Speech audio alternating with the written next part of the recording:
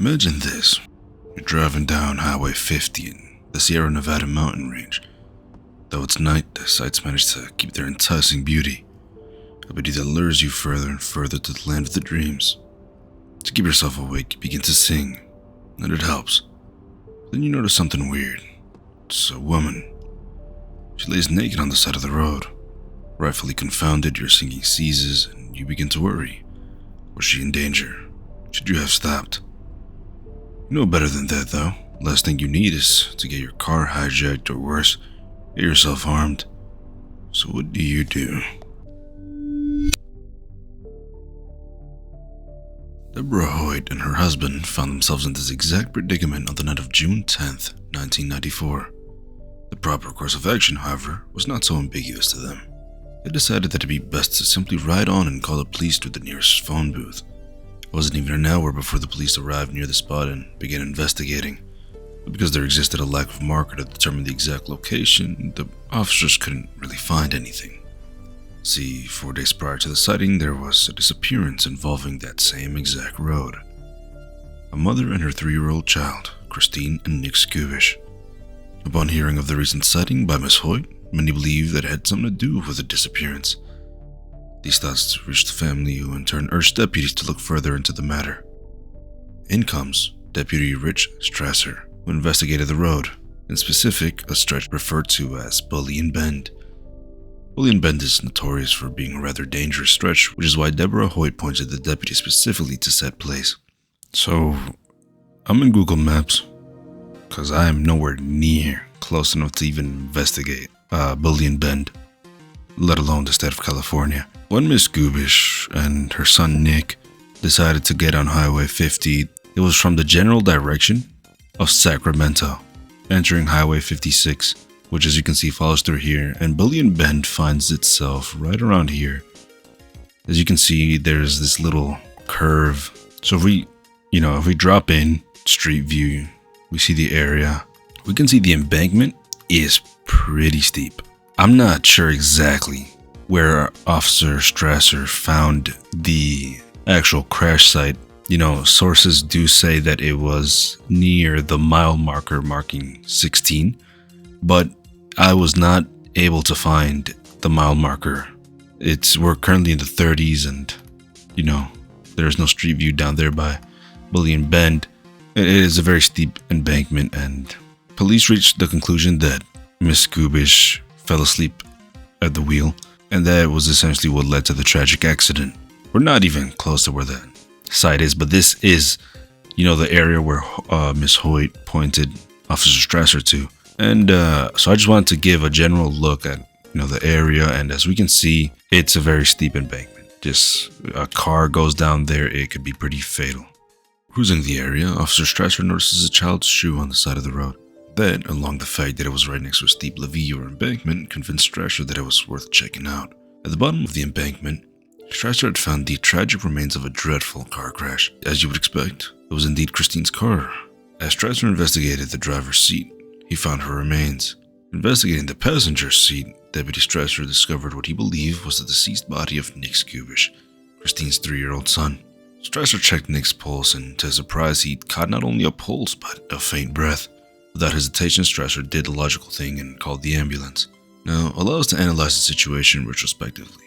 If the crash occurred June 6th and Nick was rescued the 11th or the 12th, that means that Nick had spent about 5 to 6 days by himself in or around the car.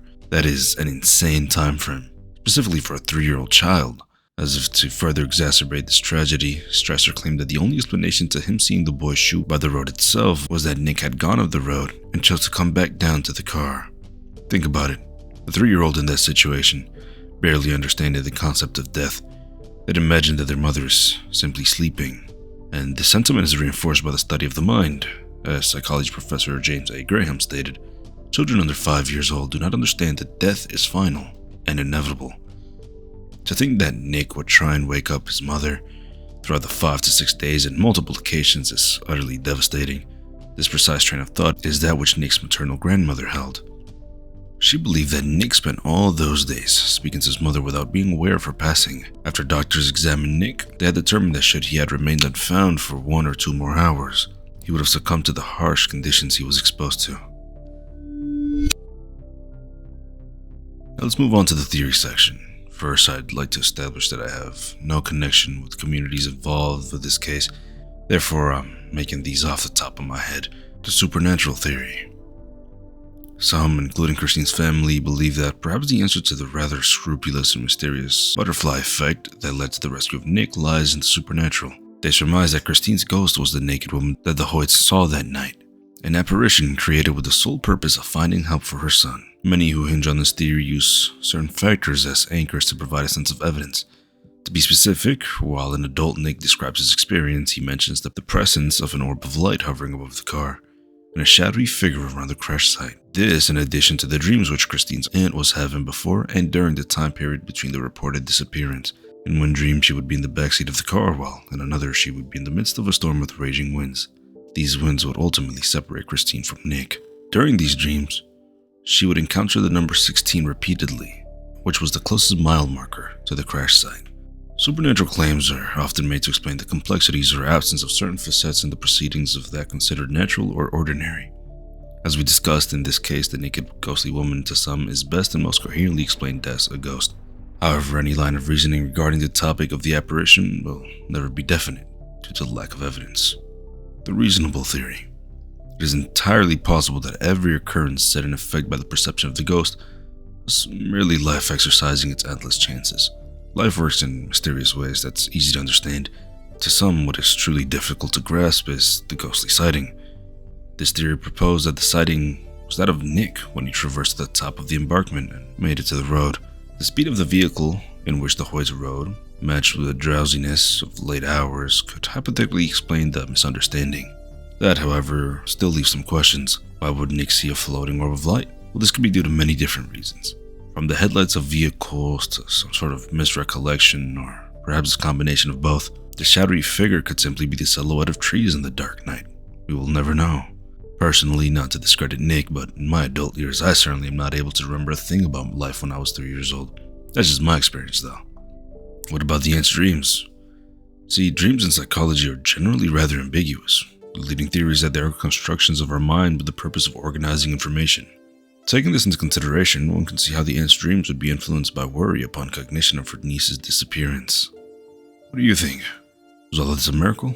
Is the love of a mother strong enough to break the thin barrier separating life from death? Or is it simply life, telling us that some things are just the way they are? This was a short one, but it was an interesting one regardless. Thanks everyone for watching. This is my second video that takes up the video essay for a minute, and I hope you all enjoyed. It's not something I'm used to, but it's something I enjoy making. We recently hit 300 subscribers, and I'm extremely grateful for that. Once again, thank you all for sticking around. I'll catch you fellas in the next one. Stay safe out there.